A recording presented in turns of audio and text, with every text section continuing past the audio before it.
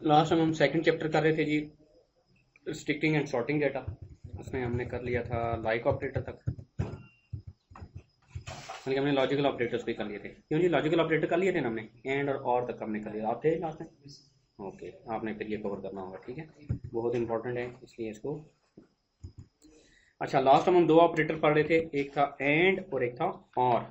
Okay जी, last time हमने दो operator पढ़े थे, एंड इसके अलावा और। ये दो ऑपरेटर हमने पढ़े थे। आप क्या कर सकते हैं, एंड के थ्रू मल्टीपल कंडीशंस लगा सकते हैं। Let's say where salary greater than 5000 and department number equal to this, या फिर और लगा सकते हैं। एंड के केस में क्या है कि दोनों कंडीशन, जितनी भी कंडीशंस लगाई हैं वो एक ही रो के लिए वो सारी कंडीशंस ट्रू होनी चाहिए, तब वो रो दिखाई जाएगी। और के केस में कोई एक कंडीशन भी ट्रू हो जाए तब भी आपको रो नजर आ जाएगी, ठीक है। अच्छा, अब प्रेसिडेंस देखते हैं कि अगर आपका एंड और एक ही उसमें यूज हो रहे हैं उस स्टेटमेंट में, तो फिर प्रेसिडेंस किसकी ज्यादा होगी। जैसे अब ये प्रेसिडेंस है, रूल्स ऑफ प्रेसिडेंस में सबसे पहले अरिथमेटिक ऑपरेटर्स परफॉर्म होते हैं, जैसे एडिशन है, सब्सट्रैक्शन है, माइनस है, डिवीजन है।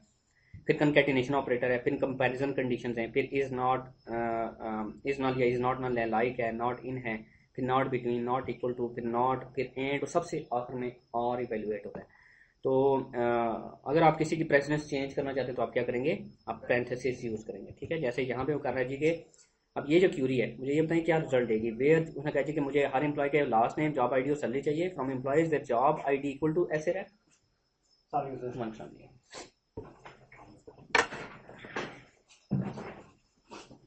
तो जॉब आईडी इक्वल टू ऐसे रहे और job ID equal to AD underscore press and salary greater than 15,000। तो ये बताएं ये क्या आउटपुट देगी ये क्यूरी। क्यों जी,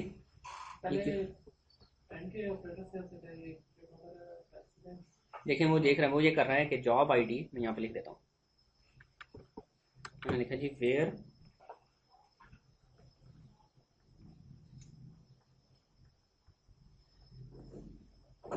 job underscore ID equals to SA underscore rep और job underscore ID equals to AD underscore pres. अगर इतना मैं सिर्फ लिखूं तो क्या होगा, दोनों में से जिसकी कोई जॉब आईडी हो। ठीक है। ऐसे एम्प्लॉइज वो सिलेक्ट मैंने नहीं लिखा, सिलेक्ट में वो क्या सिलेक्ट कर रहा है, ठीक है। सिलेक्ट में कॉलम होंगे, फ्रॉम में कोई टेबल का नाम होगा, ये तो जरूरी है, ठीक है। ये सिलेक्ट और फ्रॉम अंडरस्टूड है, ये जरूरी है, उसके बगैर स्टेटमेंट कंप्लीट ही नहीं होगी, ठीक है। मैं सिर्फ वेयर ताकि आपको, क्योंकि हमने हमारा कंसर्न है इस वक्त इससे, तो सिलेक्ट और फ्रॉम तो वो अंडरस्टूड है कि वो आएगा। अब उसमें where job ID equal to ऐसे रेप और job ID equal to AD press, आप बताएं क्या आउटपुट आएगी इसकी भी।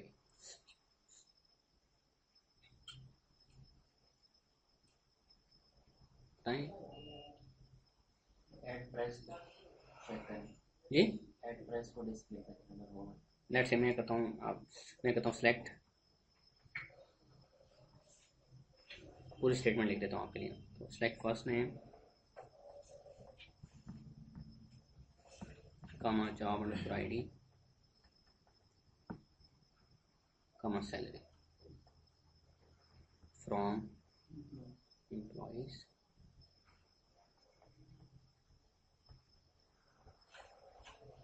ठीक है। Where job ID equal to ऐसे रेप और job ID equal to AD plus. क्या अब ये मुझे क्या आउटपुट देगी ये क्यूरी, मुझे क्या नजर आएगा। कोई मुश्किल चीज़ें सोचने वाली नहीं है। आप बताएं बताएं, आप आपको समझ नहीं आ रही एक्चुअली जो कंडीशन कौन सी, मैं देखें क्या दिखाएगा, क्या मुझे आउटपुट क्या नजर आएगी। जो भी होगी नहीं क्या, जो मतलब मुझे बताएं कौन कौन से कॉलम्स मुझे सामने नजर आएंगे स्क्रीन पे। जिनकी आईडी दोनों में से जो भी होगी, नहीं आप, जिनकी आईडी इनके साथ मैच नहीं नहीं, मुझे आपका नजर, सिलेक्ट में जो कुछ आप सिलेक्ट करते हैं ना वो आपको नजर आता है, वो आपको रिटर्न करता है, ठीक है। तो आपने सिलेक्ट क्या किया, first name job ID and salary, आपको first name job ID and salary नजर आएगी किसकी, किसकी नजर आएगी, जिसकी जॉब जो है ऐसे रेप है या जिसकी जॉब एड प्रेस है, ठीक है। दोनों में से कोई भी, आप ऐसे एम्प्लॉयज बहुत सारे होंगे, जैसे लेट से आप यहाँ पे लिखेंगे where job ID equal to clerk और job ID equal to manager, तो क्या होगा, जो क्लर्क होगा उसकी भी डिटेल नजर आ जाएंगी, जो मैनेजर होगा उसकी भी नजर। और के केस में क्या होगा, जो भी एक कंडीशन भी एक रो के लिए ट्रू होगी तो वो रो नजर आ जाएगी आपको। ठीक है, अगर इसके साथ मैं कर दूं एंड सैलरी ग्रेटर देन 15,000, अब क्या होगा? लेट्स से एक मैं करता हूँ जी कि एक एम्प्लॉय है ए, उसका फर्स्ट नेम ए है, उसकी job ID SA underscore rep है और उसकी सैलरी 16,000 है। ठीक है, एक एम्प्लॉय है बी, उसकी job ID AD underscore press है और उसकी सैलरी है 17,000। एक एम्प्लॉय है सी, उसकी जॉब है SA अंडरस्कोर रैप, उसकी सैलरी है जी 5,000। अब इस क्यूरी के हिसाब से आपने बताना है, इस क्यूरी के हिसाब से इनमें से कौन कौन से रिकॉर्ड्स मुझे दिखाएगा। पहला दिखाएगा कैसे, ठीक है, ये कंडीशन 15,000 से ज़्यादा हो गई, और क्या चेक करेगा इसमें? सिर्फ सैलरी चेक करेगा, आईडी क्या होगी? जॉब आईडी SA रैप, तो यहाँ पे क्या SA रैप है, इनकी ये कंडीशन भी ट्रू होगी और ये कंडीशन भी ट्रू होगी, तो क्या होगा? ये नज़र आ जाएगा। अच्छा, आपने कहा ये नज़र आ जाएगा, ठीक है। नेक्स्ट रो बताइए नज़र आएगी आउटपुट में कैसे? ये तो आ है ना। हाँ, जॉब आईडी AD प्रेस है, इसमें AD प्रेस है, एंड सैलरी ग्रेटर देन 15,000 है, 15,000 ये भी नजर आएगी, ये नजर आएगी। जॉब आईडी SA रैप है, आपने कहा जी जॉब आईडी SA रैप होनी चाहिए, ये तो कंडीशन ट्रू होगी। सैलरी 15,000 से ग्रेटर है, यहाँ पे क्या है? Less than 15,000। लेकिन ये देखिएगा कि इसमें आपको जो आउटपुट नजर आएगी ना, तीन मैं बताता हूँ, इसमें जो आउटपुट नजर आएगी ये दो तीनों नजर आएंगे। देखिए, इसलिए जो एंड है वो दो कंडीशंस के दरमियान एंड होता है, मल्टीपल के दरमियान नहीं। एंड किसके दरमियान लगा हुआ है? एंड दो कौन सी दो कंडीशंस के दरमियान लगा हुआ है? एक आपकी ये कंडीशन है और एक ये कंडीशन, इन दोनों के दरमियान एंड लगा हुआ है। अब क्या होगा? जिनकी जॉब जो है AD प्रेस होगी और उनकी सैलरी 15,000 से ज्यादा होगी, वो नजर आएंगे आपको। ठीक है, जिनकी सैलरी का चेक सिर्फ उनके लिए चेक किया जाएगा जिनकी जॉब आईडी AD प्रेस होगी, और जिनकी जॉब आईडी SA रैप होगी उनके लिए ये सैलरी का चेक परफॉर्म नहीं होगा। उसके लिए क्या होगा? जिनकी job ID SA underscore rep है वो भी नजर आ जाएगा, तो SA रैप के केस में सैलरी चेक ही नहीं की जाएगी, क्योंकि एंड जो लगा हुआ है वो इस कंडीशन के दरमियान और इस कंडीशन के दरमियान लगा हुआ है।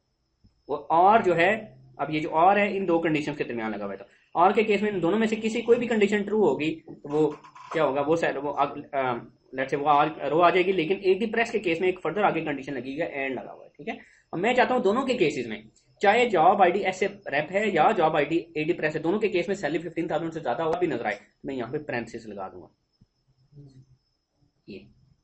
ठीक है, क्योंकि बाय डिफॉल्ट क्या है? एंड की प्रेसिडेंस आता है, पहले एंड परफॉर्म हो रहा था, पहले इन दो के दरमियान एंड हो रहा था, फिर और हो रहा था। अब क्या होगा? इन दोनों के दरमियान पहले, क्योंकि मैंने पैरेंथेसिस के अंदर इसको लिख दिया, अब चेक करेगा जी job ID equal to SA rep और job ID equal to AD pres. Let's say SA rep वाला आ गया, तो अब ये आपने पैरेंथेसिस लगाई हुई है, उसके बाद पैरेंथेसिस के बाद आपने ये एंड लगाया हुआ है, तो ये एंड दोनों के लिए चेक किया जाएगा। ठीक है, अब इस केस में सैलरी दोनों के लिए चेक की जाएगी। अब ये वाली रो नजर नहीं आएगी, ये दो रो नजर आएगी। तो बाय डिफॉल्ट पहले याद रखिएगा, बाय डिफॉल्ट पहले एंड परफॉर्म होता है फिर और होता है। तो अगर आपने चाहना है कि पहले और परफॉर्म हो तो फिर आप पैरेंथेसिस लगाएंगे, सो दैट के आपके रिक्वायर्ड रिजल्ट आए। तो आपकी ये जो पहली क्यूरी है वो एक डिफरेंट रिजल्ट लेके आएगी, सेकंड क्यूरी एक डिफरेंट रिजल्ट लेके आएगी। ठीक है, अच्छा, सॉर्ट कैसे करते हैं आप डाटा? सॉर्ट करने के लिए ऑर्डर बाय की स्टेटमेंट है। लेट्स से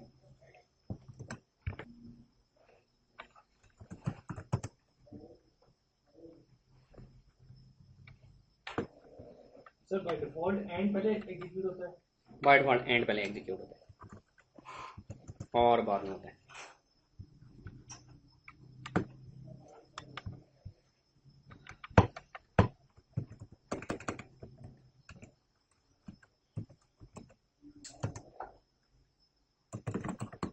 लेट्स से मैं कहता हूँ select first underscore name comma salary from employees where salary greater than 8,000। अब ये डाटा जो उसने दिखाया उसने रैंडम ऑर्डर में आपको दिखाया, कोई पर्टिकुलर ऑर्डर नहीं है। देखें, अगर आप देखें तो पहले M से स्टार्ट होने वाला नाम आ रहा है, फिर X से आ रहा है, फिर S से आ रहा है। सैलरी में भी देखें 13,000 आ रही है, 10,000 आ रही है, 12,000 आ रही है, 8,000 आ रही है, 24,000 है। कोई पर्टिकुलर ऑर्डर नहीं है। आप चाहते हैं डाटा आपको एक पर्टिकुलर ऑर्डर में मिले। मैं चाहता हूँ जो डाटा मुझे नजर आए, आउटपुट मुझे नजर आए, वो मुझे नजर आए जी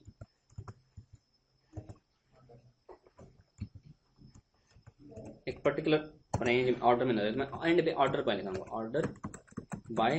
अब ऑर्डर बाय में इन दोनों में से कोई कॉलम ले लूँ या ऐसा कॉलम ले लूँ जो मैं डिस्प्ले नहीं करा रहा, उसकी बेस पे भी ऑर्डर नहीं कर सकता। तो मैं कहता हूँ ऑर्डर बाय फर्स्ट नेम करूँ, मैं करूँगा जी order by first underscore name, वो सेमीकोलन नहीं करेंगे। अब देखिएगा, अब जो डाटा मुझे नज़र आ रहा है, अब फर्स्ट नेम की केस पे ऑर्डर में, यानी कि पहले ए से सारे स्टार्ट होने वाले नाम नजर आएंगे, फिर बी से अगर हैं तो वो नजर आएंगे, फिर सी से, फिर डी से, एंड सो ऑन, ठीक है। तो ये डाटा उसने ऑर्डर बाय और आगे कॉलम का नाम बताते हैं। तो बाय डिफॉल्ट ये डाटा असेंडिंग ऑर्डर में दिखाएगा। असेंडिंग ऑर्डर का क्या मतलब है, पहले लोअर वैल्यू, फिर हाई वैल्यू, फिर हायर वैल्यू, फिर हायर वैल्यू, ठीक है। और आप डिसेंडिंग ऑर्डर में भी कर सकते हैं। आप अगर ऑर्डर बाय में लिखें, और ऑर्डर बाय हमेशा लास्ट क्लास हो गया, ऑर्डर बाय हमेशा सबसे एंड में आता है जब पूरी स्टेटमेंट लिखते हैं। ऑर्डर बाय फर्स्ट नेम में DESC लिख देता हूँ। बाय डिफॉल्ट ए असेंडिंग होता है, ASC होता है, ठीक है। तो DESC लिख देता हूँ। डिसेंडिंग ऑर्डर में, डिसेंडिंग ऑर्डर का क्या मतलब है, पहले जी से स्टार्ट होने वाले नाम आपको दिखाएगा, या ये W से स्टार्ट हुए, फिर D से, फिर S से, एंड ऑन लोअर ऑर्डर आपको रिवर्स ऑर्डर में दिखाएगा। इसी तरीके से आप ऑर्डर बाय सैलरी कर सकते हैं। बाय डिफॉल्ट सैलरी अगर वो असेंडिंग या डिसेंडिंग नहीं बताएंगे तो असेंडिंग ऑर्डर में दिखाएगा। DESC लिखेंगे तो डिसेंडिंग ऑर्डर में बताएगा। अच्छा, ऑर्डर बाय में आप कॉलम की पोजीशन भी बता सकते हैं। लेट्स से आप करते हैं जी, अब मैं ऑर्डर बाय करता हूँ जी, ऑर्डर बाय 2, ऑर्डर बाय 2 करता हूँ, तो क्या होगा, सेलेक्ट की लिस्ट में जो सेकंड नंबर पे कॉलम है, सेकंड नंबर पे कौन सा कॉलम है, सैलरी है। तो ऑर्डर बाय 2 किया आपने, तो सेकंड जो कॉलम है उसकी बेस पे उसने डाटा सॉर्ट करके आपको दिखाना है उसने। तो हमने उसको असेंडिंग या डिसेंडिंग नहीं बताया था, तो असेंडिंग ऑर्डर में वो डाटा सॉर्ट करके दिखाना है, ठीक है जी। इसमें कभी कभार होता है कि जो नंबर कॉलम होता है उसको टैक्स लिया हुआ होता है, हाँ जी, जब इसके ऊपर असेंडिंग लगाते हैं तो वो फिर किस तरह से करना वो ऑटोमेटिकली अगर सिर्फ और सिर्फ वो उसमें नंबर स्टोर हुए तो फिर वो कन्वर्जन खुद ही कर लेगा। 1000 जो होता है ऊपर होता है, 100 नीचे आ रहा होता है, अगर सिर्फ नंबर्स हो तब नहीं। 2 नंबर करके फिर कर सकते हैं, वो आगे चल के पढ़ेंगे, ठीक है। लेकिन उसमें सिर्फ फिर नंबर होने चाहिए, अगर कोई करेक्टर नंबर है होता है, हाँ, हाँ, नंबर अगर होते हैं, हाँ फिर हाँ। 2 नंबर करके आप कर सकते हैं। लेकिन फिर देखिए ओवर हेड पड़ जाएगा डेटाबेस के लिए ना। ऑर्डर बाय क्लास नहीं यूज करना चाहिए जब तक रिक्वायर्ड ना हो, क्योंकि ये क्या करता है, डाटा कैच करता है, फिर डाटा को सॉर्ट करता है। सॉर्ट करने के बाद एक एक्स्ट्रा स्टेप हो गया ना, डाटा को एक रीअरेंज कर रहा है, वो फिर आपको डाटा दिखा रहा है, कॉस्ट हाई होती है इसकी, ठीक है। तो ऑर्डर डाटा उस वक्त करना चाहिए जब आपको रिक्वायर्ड हो, अदरवाइज ऑर्डर बाय यूज नहीं करना इसमें चाहिए। सर इंडेक्स और नॉन इंडेक्स में फर्क होता है? हाँ, अगर इंडेक्स लगा हुआ है इस कॉलम के ऊपर और आप ऑर्डर कर रहे हैं, उसको ऑर्डर बाय यूज कर रहे हैं, तो फिर वो एक्चुअली डाटा सॉर्ट करेगा नहीं, क्योंकि डाटा ऑलरेडी इंडेक्स के केस में डाटा ऑलरेडी सॉर्टेड फॉर्म में, ठीक है। तो और अगर इंडेक्स नहीं लगा हुआ तो फिर ये काफी एक्सपेंसिव होगा, ठीक है। तो नॉर्मली क्या होता है कि आपके जो वेयर क्लास में जितने कॉलम्स आ रहे होते हैं, या जो ऑर्डर बाय में सबसे ज्यादा कॉलम आता है, उसको हम इंडेक्स कर देते हैं, ताकि वो उनकी बेस पे जब डाटा सर्चिंग करने जाए या सॉर्टिंग करने जाए तो ऑलरेडी उसको डाटा सॉर्टेड फॉर्म में मिले, ठीक है जी। तो असेंडिंग ऑर्डर में कर सकते हैं, डिसेंडिंग ऑर्डर में कर सकते हैं। अच्छा, अब डाटा सॉर्टिंग मल्टीपल कॉलम्स की बेस पे कर सकते हैं आप। नेक्स्ट में करता हूँ, select first underscore name comma department underscore ID comma salary from employees order by department underscore ID comma salary. तो ये क्या करेगा, डिपार्टमेंट ID और सैलरी वाइज सॉर्टिंग करेगा। अब करेगा ये क्या कि लेट्स से अब डिपार्टमेंट आपके पास हैं, डिपार्टमेंट में 10 है, 20 है, 30 है, 40 है, 50 है, एंड सो ऑन। सबसे पहले डिपार्टमेंट 10 के एम्प्लॉय शो कराएगा। डिपार्टमेंट 10 में जो सबसे ज़्यादा सैलरी ले रहा है, लेट्स से 24,000 ले रहा है, वो दिखाएगा। नहीं, असेंडिंग ऑर्डर में सबसे कम जो ले रहा है वो पहले दिखाएगा, क्योंकि असेंडिंग ऑर्डर में दिखाएगा। लेट्स से कम, सबसे कम जो ले रहा है वो 6,000 ले रहा है, वो सबसे पहले दिखाएगा।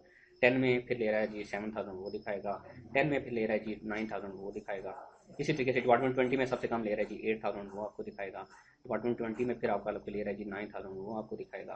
फिर डिपार्टमेंट 20 में आपको ले रहा है 15,000, वो दिखाएगा, ठीक है। तो पहले डिपार्टमेंट वाइज, फिर उसमें डाटा सेंडिंग ऑर्डर में, फिर इसी तरीके से एंड सो ऑन। तो ये मैं अगर आपको आउटपुट यहाँ पे दिखाऊँ, आप देखिएगा इसी तरीके से आपको ये सारा डाटा दिखाएगा। आप ये यहाँ पे देखें, सबसे पहले डिपार्टमेंट 10 का उसने डाटा दिखाया, उसमें एक ही एम्प्लॉय था, उसकी दिखा दी। डिपार्टमेंट 20 में 2 एम्प्लॉयज़ हैं, तो उसने दिखा दिया जी कि जो 6,000 वाला है, और फिर 13,000 वाला दिखा दिया। फिर डिपार्टमेंट 30 में उसने 2500, 2600, 2800, 2900, 3100 एंड 11,000 एंड सो ऑन, ठीक है। तो डिपार्टमेंट वाइज फिर उसमें जो असेंडिंग ऑर्डर में सैलरीज हैं वो दिखाएगा, ठीक है। अगर इसको आप इसी तरीके से कर लेंगे,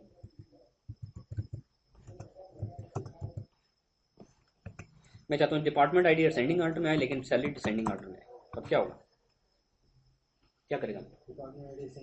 हाँ, डिपार्टमेंट ID उसी तरीके से आएगी। डिपार्टमेंट 10 फिर उसकी हाईएस्ट सैलरी पहले आएगी, फिर डिपार्टमेंट उसकी फिर लोअर सैलरी, फिर लोअर सैलरी, फिर डिपार्टमेंट 20 उसकी हाईएस्ट सैलरी सबसे पहले आएगी, फिर लोअर एंड सो ऑन, ठीक है।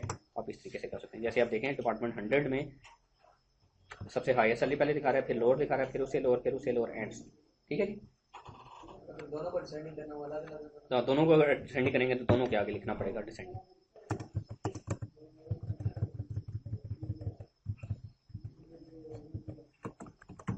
अगर नहीं लिखेंगे तो असेंडिंग आर्ट। अब डिसेंडिंग आर्ट में आपका जो हाईएस्ट डिपार्टमेंट नंबर है वो सबसे पहले आएगा, फिर उस डिपार्टमेंट की जो सैलरी है वो आएगी, नल वाला सबसे पहले आता है। डिसेंडिंग के केस में नल सबसे टॉप पे आता है, ठीक है।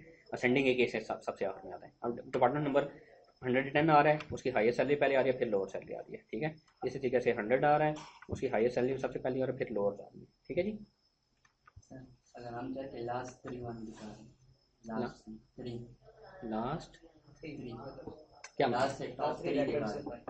बाकी ना लास्ट 3 वाली प्राइस की वो अच्छा, इनके वो ऐसे एम्प्लॉय जो कि बॉटम 3 हैं या टॉप 3 हैं, उसको टॉप एन एनालिसिस कहते हैं, ठीक है। अभी करवा देता हूँ, लेकिन अभी इस स्टेज पे वो जो ना आपके लिए समझ मतलब वो, क्योंकि उसके लिए कुछ प्रीरेक्विजिट चाहिए आपको। मैं कहता हूँ सेलेक्ट स्टैटिक फ्रॉम, और फिर हम लिखेंगे सेलेक्ट एम्प्लॉय फर्स्ट एंगल।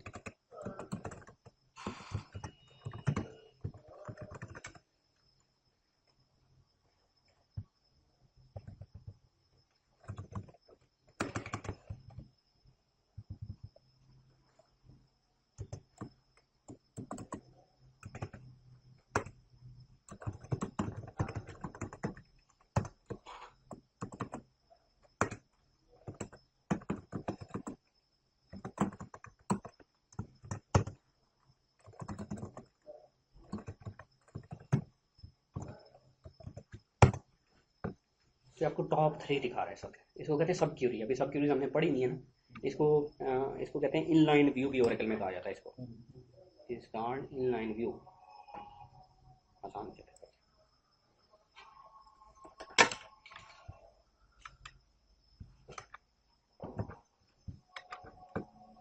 जब हम पढ़ेंगे सब क्यूरीज तो उस वक्त आपको डिटेल से डिस्कस करेंगे, ठीक है।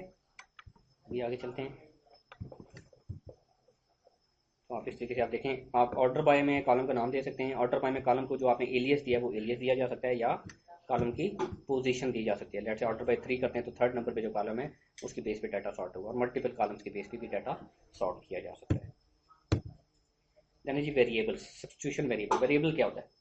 वेरिएबल जो फॉर द टाइम बिंग कोई वैल्यू होल्ड करता है या स्टोर करता है, ठीक है। तो सब्स्टिट्यूशन वेरिएबल्स होते हैं जी, आप वेरिएबल डिक्लेयर कर सकते हैं सिंगल एम परसेंट के साथ या डबल एम परसेंट के साथ एसक्यूएल प्लस में या एसक्यूएल डेवलपर में, या फिर आप डिफाइन की कमांड के थ्रू कोई वेरिएबल डिक्लेयर कर सकते हैं। वेरिएबल आप वेयर में, ऑर्डर बाय में, कॉलम एक्सप्रेशन में, टेबल के नाम में, पूरी सिलेक्ट स्टेटमेंट में यूज़ कर सकते हैं। जैसे फॉर एग्जांपल मैं करता हूँ सेलेक्ट फर्स्ट नेम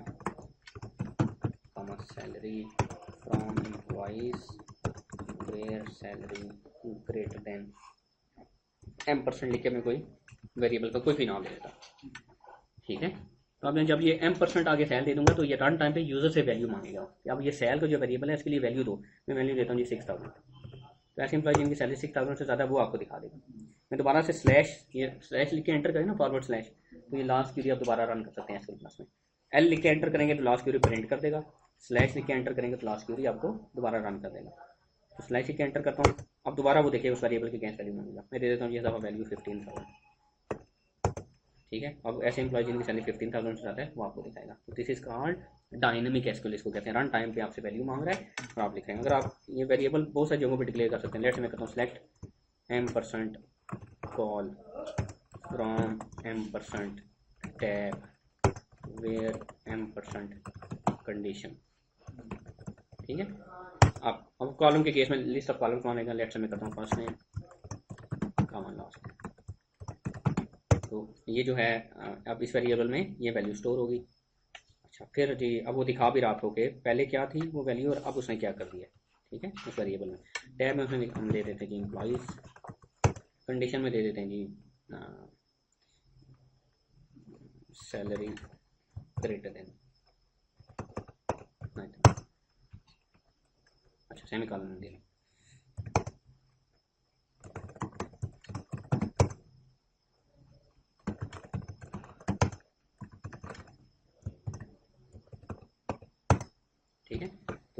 8,000 से ज़्यादा वाले सैलरी के फर्स्ट नेम सबके फर्स्ट नेम आपको दिखा रहा है, ठीक है।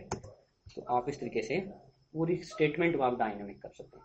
इसमें हम डिफाइन नहीं करते कि ये जो वेरिएबल है कैरेक्टर टाइप है, करेक्टर ही होता है, हाँ करेक्टर, कोई और दूसरी टाइप नहीं हो सकती इसमें। तो PL/SQL के अंदर जो वेरिएबल डिक्लेयर करते हैं ना, उनकी टाइप होती है, यहाँ पे वो करेक्टर टाइप होता है, ठीक है।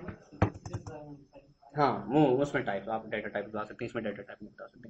इसी तरीके से आप डिफाइन के थ्रू वेरिएबल डिक्लेयर कर सकते हैं। आप M के साथ वेरिएबल डिक्लेयर कर सकते हैं। लेट्स से मैं करता हूँ ये क्यों लिखता हूँ select first underscore name comma salary for employees where salary greater than M%। Salary में वैल्यू दे देता हूँ।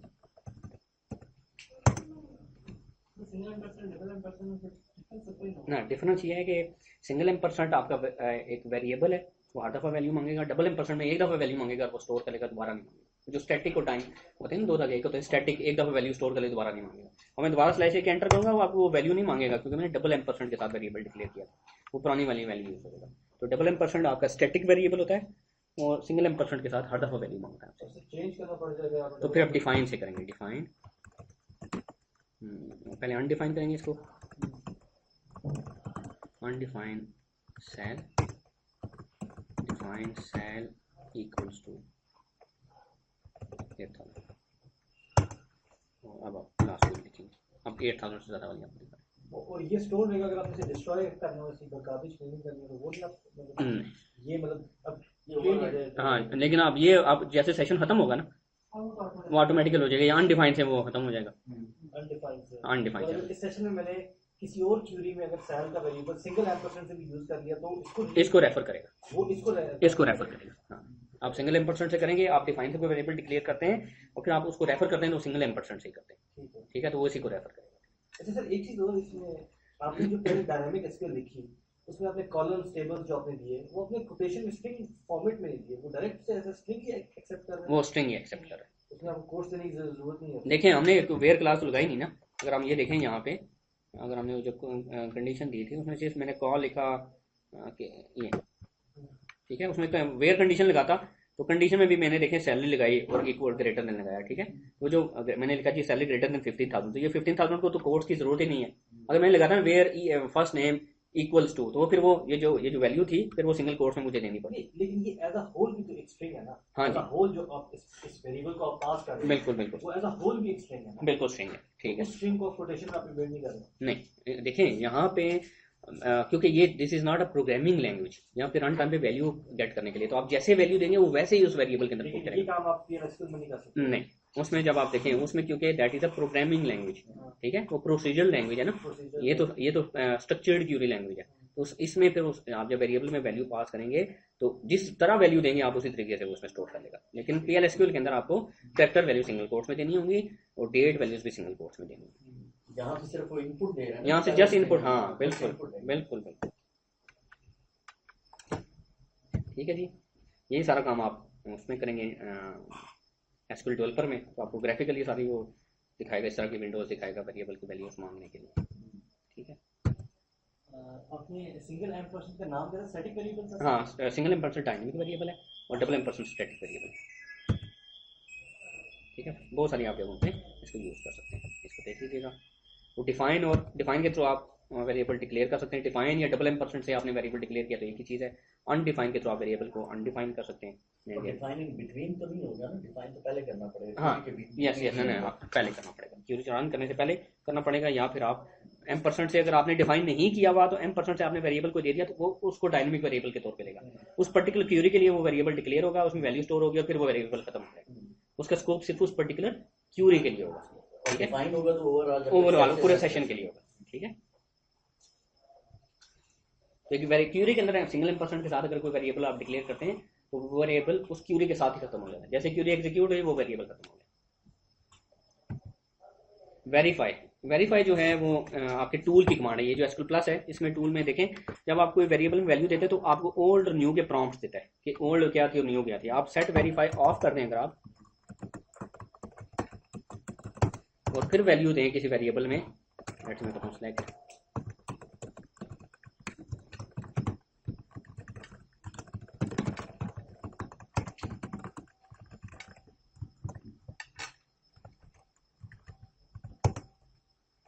अच्छा सेल तो पहले से डिक्लेयर हुआ होगा इसलिए उसने बता दिया।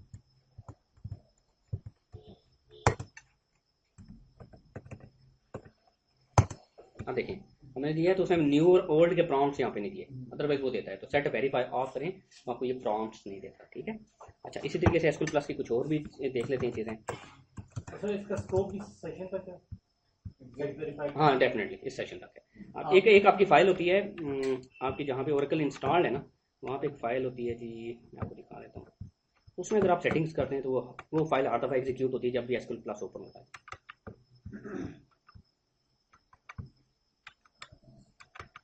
आपकी ओरेकल जहाँ पे इंस्टॉल्ड है, प्रोडक्ट का फोल्डर 11.2 का फोल्डर, डीबी होम का, इसमें है जी एसक्यूएल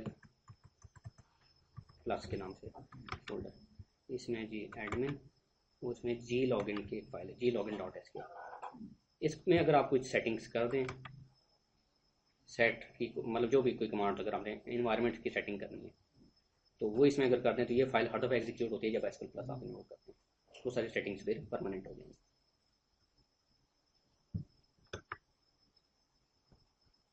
जिस तरह से आई एन आई कर लो। बिल्कुल बिल्कुल,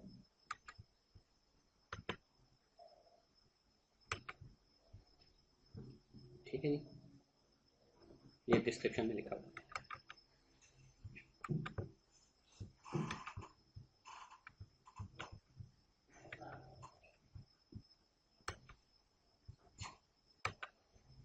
अच्छा अब एक इम्पॉर्टेंट जो चीज़ है, एक है स्पूल स्पेस ऑन, या बेहतर तरीका है, एक तो तरीका है स्पूल ऑन लिखें, दूसरा तरीका है स्पूल स्पेस और आगे मैं एक फोल्डर बना लेता हूँ लेट से डी में माय वर्क के नाम से, ठीक है। उसका पास में देता हूँ spool space D colon backslash my work slash let say chapter 2 dot TXT कर देता हूँ। अब आप इस एसक्यूएल प्लस पे जो काम करेंगे ना वो इस लोकेशन पे जाके इस फाइल में सेव हो रहा होगा। मैं लेट से करता हूँ select static from tab select first underscore name comma last underscore name from employees, और एंड पे जब आप अपना काम कर लें पूरा तो फिर आप स्पूल ऑफ जरूर करना है, स्पूल ऑफ स्पूल ऑफ। जब स्पूल ऑफ नहीं करेंगे ऐसे एसक्यूएल प्लस बंद कर देंगे तो फाइल तो बनेंगे लेकिन एम्प्टी होगी। स्पूल ऑफ करेंगे तो फाइल को सेव करेगा, ठीक है। और इसी सेशन के लिए स्पूल होना। हाँ इस सेशन के लिए, ठीक है। तो अब यहाँ पे अगर मैं ये देखें ये फाइल बन गई है, इस फाइल को मैं ओपन करता हूँ तो जो आपने काम परफॉर्म किया है वो सारा इसमें सेव होगा। तो आप इस तरीके से असाइनमेंट बनाते वक्त आप क्या कर सकते हैं कि जब आप क्वेश्चंस कर रहे हो तो स्पूल ऑन कर लें और वो स्पूल फाइल मुझे उठा के ईमेल कर दें, ठीक है। ये सेकंडली ये जो इसका पाथ है नेटवर्क पाथ हो सकता है। देखिए आपको फिर वो NFS माउंट करनी पड़ेगी ना, आपको ड्राइव माउंट करने तो आपको वो उसका पाथ है, लेकिन ये डायरेक्ट तो उस पर जाके कनेक्ट नहीं करेगा NFS पे। आपको क्या करें, राइट क्लिक करें माई कंप्यूटर पे या और यहाँ पे आप माउंट वो कर लें मैप नेटवर्क ड्राइव कर लें, जो लेटर दे देंगे वो लेटर इस पे दे दें यहाँ पे, उसके लिए तो एक लोकल ड्राइव ही होगी। तो प्रैक्टिकल पर्पस क्या है इसका, लॉगिंग मतलब किस कोई भी चीज़ आप डेटाबेस एडमिनिस्ट्रेशन में करते हैं ना तो आप अपने पास रखते हैं कि आपने क्या किया, किस वक्त किया, क्यों किया। स्पूल जैसे हम नॉर्मली क्या करते हैं, आप क्या करते हैं डेटा भी आपने एक्सपोर्ट करना है ना, डेटा क्या नाम है आपने आपको कहा जाता है कि आपका ये जितना भी डाटा टेबल के अंदर वो CSV फॉर्म में दे दें। नॉर्मली क्या होता है आपका डाटा सोर्स सिस्टम से उठता है, डाटा हाउसेज में जाके लोड होता है। हम क्या करते हैं हमारे पास वो कहते हैं हमें ये डाटा चाहिए, हम वो डाटा फिर स्पूल कर लेते हैं, स्पूल क्यूरी चलाते हैं, उसमें हेडर ऑफ कर देते हैं, फीडबैक ऑफ कर देते हैं और बहुत सारी चीज़ें करके वो सिर्फ और क्यूरी भी ऑफ कर देते हैं, सिर्फ और सिर्फ आउटपुट आती है। वो आउटपुट जो है ना वो CSV फॉर्म में एक फाइल के अंदर सेव कर देते हैं, वो CSV फाइल उठा के उनको दे देते हैं, ठीक है। तो कोई भी आपने एसक्यूएल प्लस पे काम कर रहे हैं उसकी आपने सारी चीज़ें सेव स्टोर करनी है। हाँ वो तो एक वो एक्सपोर्ट पर्पस हो गया ना। हाँ जी, लेकिन एक्सपोर्ट के लिए आजकल आपको फ्रंट एंड टूल मिलते हैं। हाँ मिल रहे हैं, हाँ बिल्कुल मिलते हैं, वन क्लिक पे आपको बिल्कुल देखें ये इस टूल में ये आप देखें आपको ये वो टूल तो आप थर्ड पार्टी टूल बहुत सारे अवेलेबल है, लेकिन इस टूल में अगर आपने इस टूल के थ्रू इसको ये परफॉर्म करना है तो spool is the only option, ठीक है। और लॉगिंग के लिए भी लेट से मैं कोई काम करता हूँ डेटाबेस में कोई पैरामीटर चेंज किया तो मैं डेट के साथ एक फाइल बना लूंगा, स्पूल फाइल बना लूंगा, और ताकि वो मेरे पास हिस्ट्री देखे मैंने ये चीज़ चेंज की थी, क्यों चेंज की, और साथ उसमें कमेंट्स लिखता रहूँगा, ठीक है। ये बहुत ज़्यादा यूज और थर्ड पार्टी भी अल्टरनेटिवली इसी को यूज कर रहा है। इसी को यूज़ कर सकते हैं, ठीक है जी।